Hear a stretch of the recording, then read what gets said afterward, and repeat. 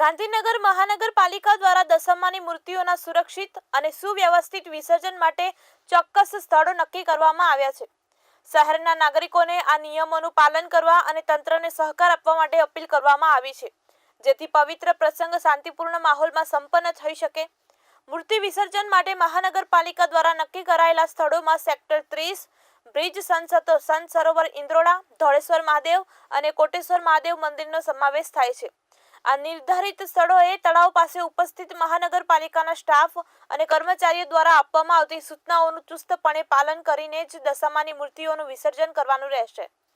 મહાનગરપાલિકાએ ખાસ વિનંતી કરી છે કે હાલ સાબરમતી નદીમાં ભયજનક ખાડાઓ હોવાથી અને ઉપરવાસમાંથી પાણી છોડવામાં આવેલું હોવાથી નાગરિકોને સાબરમતી નદીમાં મૂર્તિ વિસર્જન કરવા ન જવા માટે ભારપૂર્વક સૂચન કરવામાં આવે છે।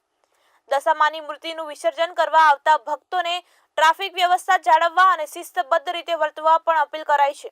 વધુમાં મહાનગરપાલિકા દ્વારા નિર્ધારિત કરાયેલા સ્થળોએ કે તળાવો પાસે કોઈપણ પ્રકારની ગંદકી ન કરવા વિનંતી કરવામાં આવી છે।